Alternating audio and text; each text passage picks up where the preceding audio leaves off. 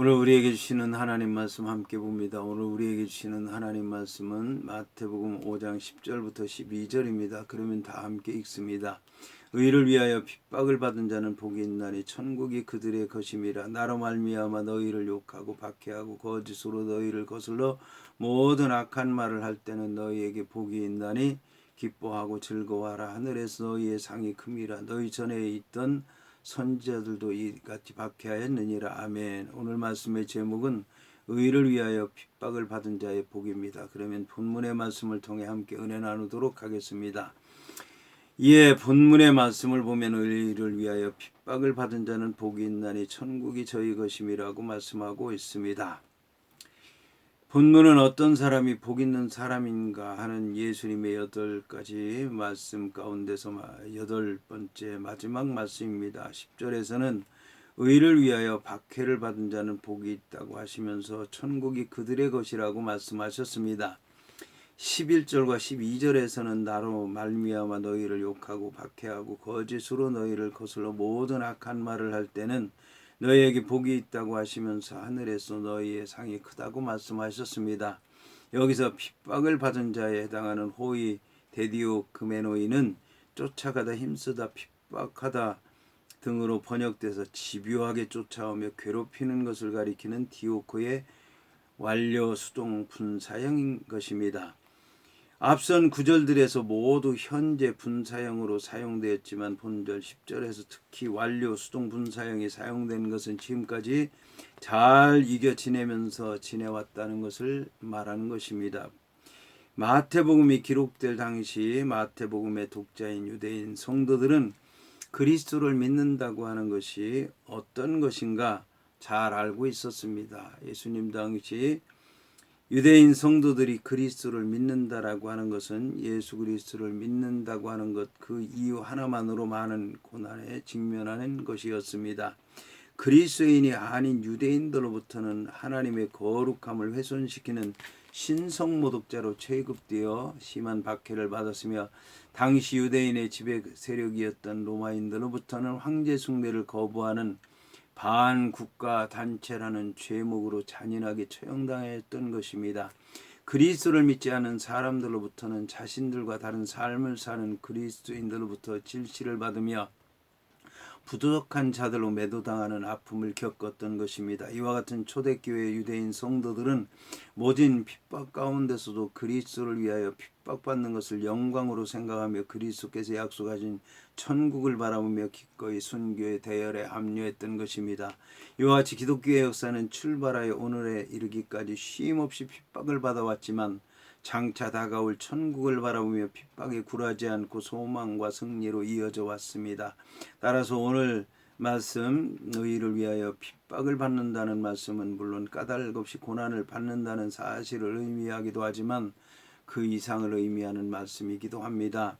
하나님의 계명을 지킴으로 고통당하는 것, 우상에게 절하거나 불의와 타협하기를 거부한 일로 고통당하는 것, 그리고 하나님 나라와 복음의 확장을 위해 진력하다가 고초당하는 것, 예수의 이름 때문에 명예가 실추되고 사회적으로 경제적으로 정치적으로 통제를 받는 것 등을 의미하는 것입니다. 여기서 예수께서 메시지의 흐름을 화평하게 하는 일에서 핍박으로 넘긴 것은 우연이 아닌 것입니다. 왜냐하면 세상은 증오와 편견을 기뻐하여서 화평하게 하는 자가 항상 환영받는 것만은 아니기 때문인 것입니다. 의에 줄이거나 긍휼히 여기는 것이 예수의 제자가 되는 표시인 것처럼 반대를 받는 것도 예수의 제자가 되는 표시인 것입니다. 그리스도 안에서 경건하게 살고자 하는 자는 핍박받는 것이 너무도 당연한 일인 것입니다. 이렇게 핍박받는 자들이 받는 보상은 심령이 가난한 자들이 받는 복과 같은 것입니다. 천국이 그들의 것입니다. 박해와 시련 속에서도 그들은 하나님의 은혜로 얻은 의에 굳게 섰으므로 그들의 큰 복은 천국이 그들의 것임이라는 것입니다.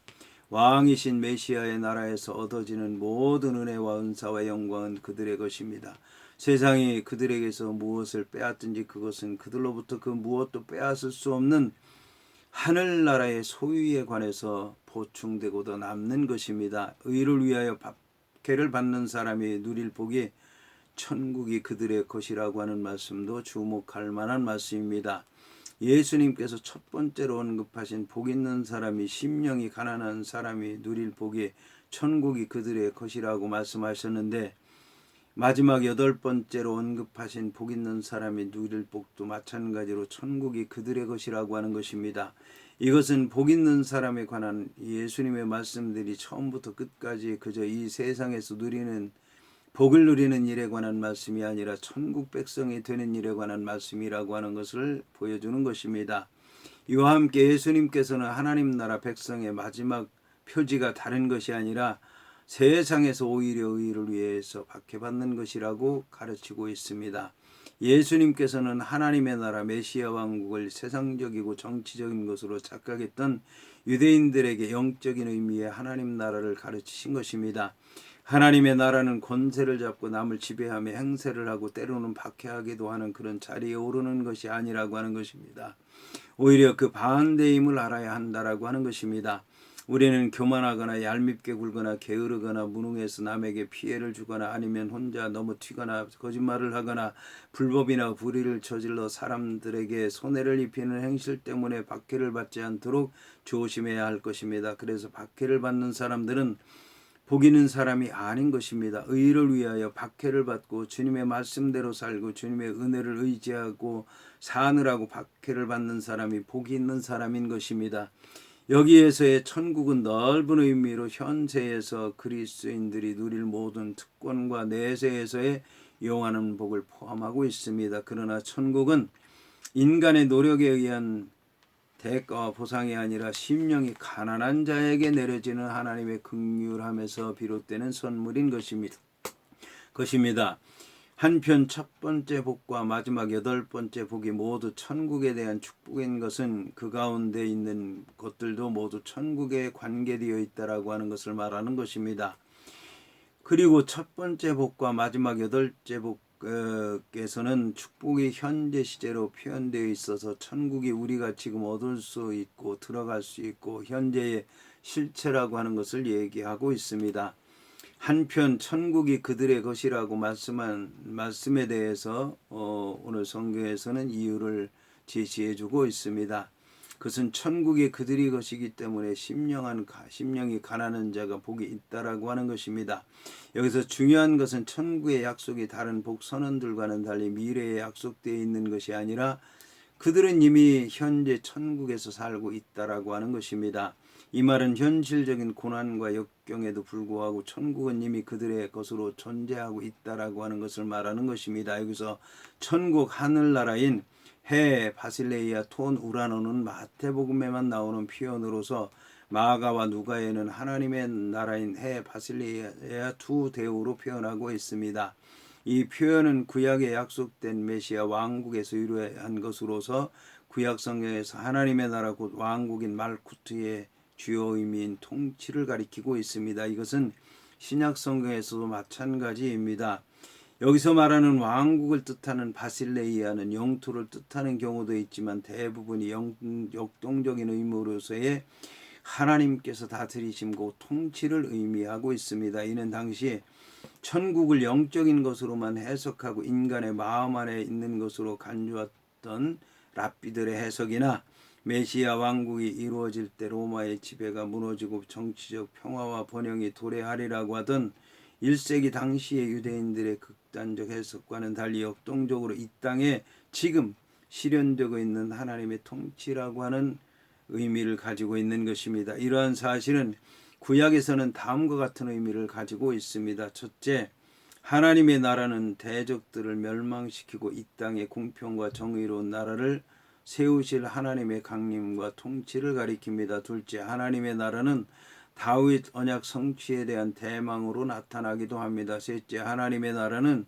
여호와의 날로서 심판의 어두움으로 인해 야기되는 것을 의미하기도 했습니다. 신약에서는 그리스도의 오심, 그의 십자가의 사건으로 말미암아 이 땅에 구체화될 천국과 그리스도의 재림으로 완성될 영원한 천국이라고 하는 이중적인 것으로 이해되었습니다. 본문에 제시된 이제 천국은 예수께서 오심으로 구체화될 천국에 관한 언급인 것입니다.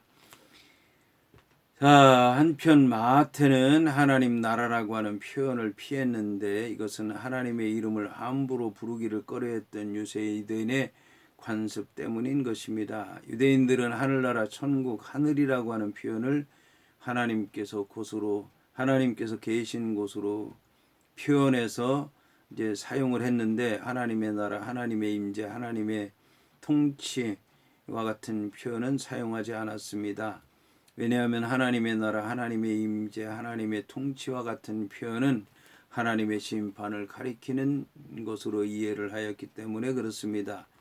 그러면 의를 위하여 박해를 받을 때 기뻐하고 즐거워해야 될 이유가 어디 있습니까? 첫째, 박해를 받을 때 기뻐하고 즐거워해야 할 이유는 10절에서 보는 대로 천국이 그런 사람들의 것이기 때문입니다. 둘째, 박해를 받을 때 기뻐하고 즐거워해야 될 이유는 11절에서 보듯이 주님께서 나로 말미암아 라고 말씀하신 것처럼 주님으로 말미암은 것으로서 영광스러운 일이기 때문인 것입니다. 셋째, 박해를 받을 때 기뻐하고 즐거워해야 할 이유는 12절에서 보는 것처럼 하늘에서 상이 클 것이기 때문입니다. 넷째, 박해를 받을 때 기뻐하고 즐거워해야 될 이유는 12절에서 너희 전에 있던 선지자들도 이같이 박해하였느니라고 하신 말씀처럼 박해를 받는 것은 우리만이 아니라 옛 선지자들도 받았던 것으로 옛 선지자들과 같은 반열에 있는 것을 확인하는 것이기 때문에 그렇습니다.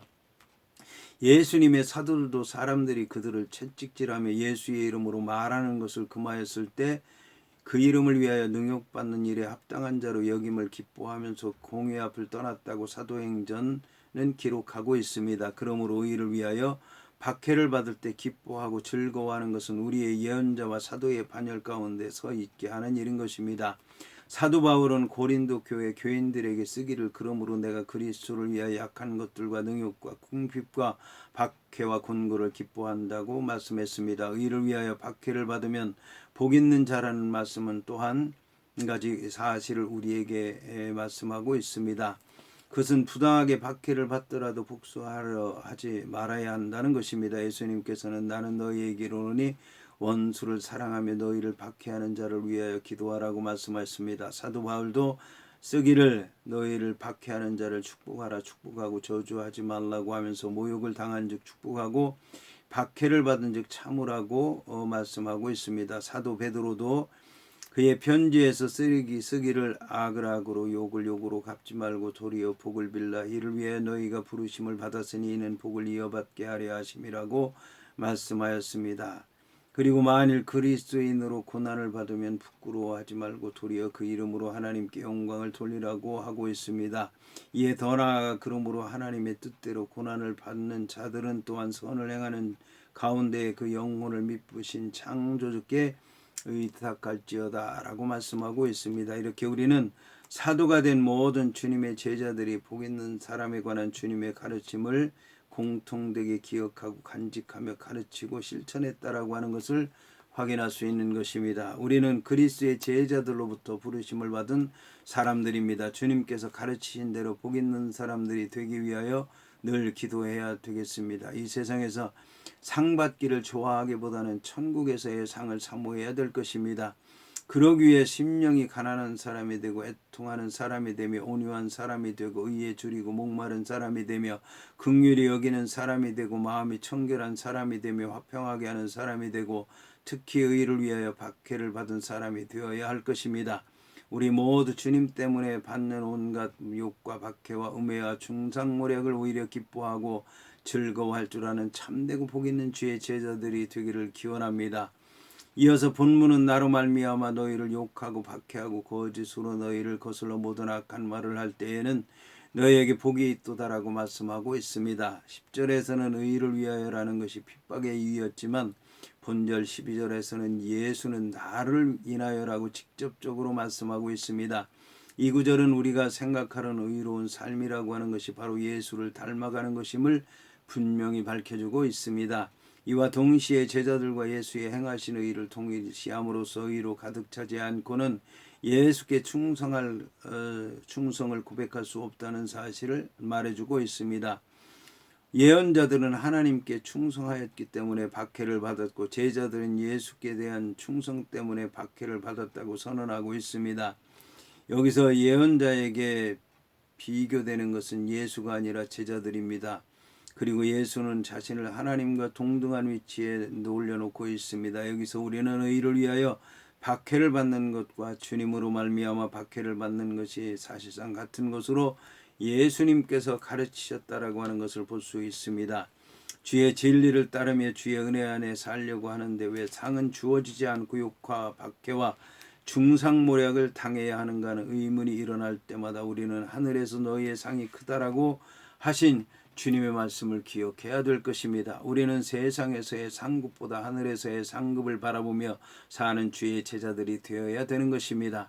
세상에서 이런저런 상을 아무리 받아도 천국에서 받을 상이 없는 사람이라면 결코 복 있는 사람이라고 얘기할 수 없을 것입니다. 의를 행하는 것은 다른 말로 하면 예수님같이 된다라고 하는 것을 말하는 것입니다. 그러니 예수님처럼 행하면 되는 것입니다. 예수님의 말씀을 따라 살면 되는 것입니다. 그렇게 살면 복 있는 사람이 되지 않을 수가 없습니다. 왜냐하면 예수님 자신이 복이시기 때문에 그렇습니다. 그런데 이 세상에서는 그렇게 살고자 하면 미움과 고난과 박해가 따릅니다. 왜냐하면 이 세상이 악하고 예수님 자신도 세상에서는 미움과 고난과 박해를 당하셨기 때문입니다. 이에 관해 사도 바울 요한은 세상이 너희를 미워하면 너희보다 먼저 나를 미워한 줄을 알라. 너희가 세상에 속하였으면 세상이 자기의 것을 사랑할 것이나 너희는 세상에 속한 자가 아니요 도리어 내가 너희를 세상에서 택하였기 때문에 세상이 너희를 미워하느니라. 사람들이 나를 박해하였은즉 너희도 박해할 것이라고 말씀하고 있는 것입니다. 이렇게 볼 때 의를 위하여 미움과 고난과 박해를 받는 것은 예수님의 참 제자됨을 표시하는 것이라고 얘기할 수가 있습니다. 예수님의 제자들은 예수님의 말씀을 가슴 깊이 새겨두었던 것입니다. 베드로는 부당하게 고난을 받아도 하나님을 생각함으로 슬픔을 참으면 이는 아름다우나 죄가 있어 매를 맞고 참으면 무슨 칭찬이 있으리요. 그러나 선을 행함으로 고난을 받고 참으면 이는 하나님 앞에 아름다우니라. 이를 위하여 너희가 부르심을 받았으니 그리스도도 너희를 위하여 고난을 받으사 너희에게 본을 끼쳐 그 자취를 따라오게 하셨느니라고 말씀하고 있습니다. 이제 베드로는 계속해서 의를 위하여 고난을 받으면 복 있는 자라 하고 선을 행함으로 고난받는 것이 하나님의 뜻일진데 악을 행함으로 고난받는 것보다 나으니라고 말씀하고 있습니다. 이와 함께 사랑하는 자들아 너희를 연단하려고는 불시험을 이상한 일 당하는 것 같이 이상히 여기지 말고 오히려 너희가 그리스도의 고난에 동참하는 것으로 즐거워하라. 이는 그의 영광을 나타내실 때에 너희로 즐거워하고 기뻐하게 하려 함이라. 너희가 그리스도의 이름으로 치욕을 당하면 복 있는 자로다.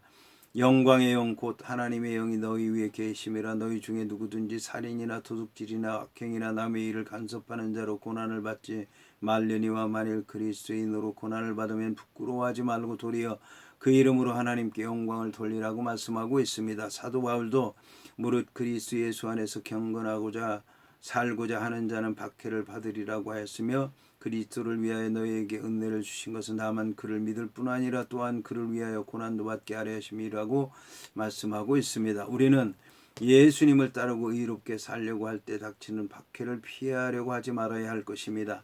예수님께서는 우리가 의를 위하여 박해를 받을 때 어떻게 하라고 말씀하셨습니까? 본문 12절에서 기뻐하라고 즐거워하라고 말씀하고 있습니다.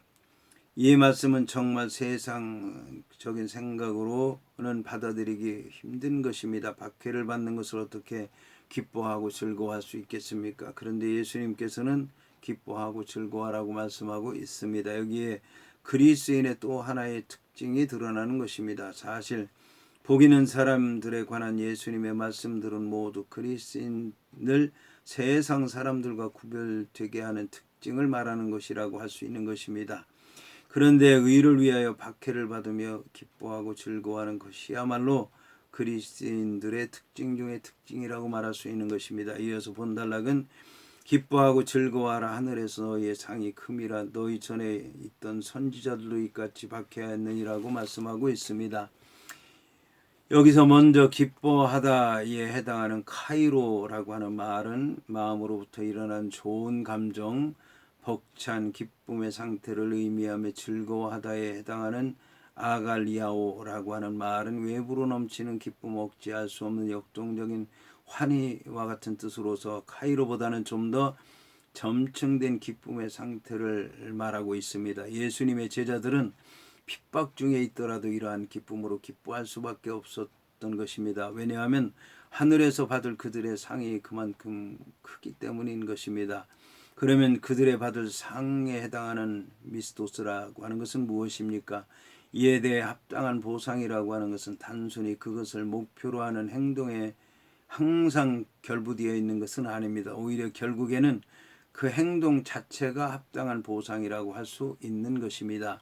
이처럼 본문의 말씀이 의미하는 바는 예수님의 제자들은 세상에서 필연적으로 박해와 반대를 받을 것이라고 하는 것입니다. 제자들은 전에 박해받았던 예언자들과 같은 계열에 서 있는 것입니다. 구약 성경은 엘리야, 아모스, 이사야, 예레미야, 느헤미야 등 위대한 선지자들을 말합니다. 한 예로 예레미야는 채찍을 맞기도 했으며 여호야다의 아들 스가랴는 돌에 맞았고, 유대 전설에 의하면 이사야는 므낫세 치하 중 톱으로 켜 죽임을 당했다고 합니다. 그뿐만 아니라 신약에서도 사도들에 대한 핍박을 위시해서 핍박의 역사는 중단된 적이 없었습니다. 이 구절들은 박해받기를 자칭하라고 권하는 것은 아닙니다.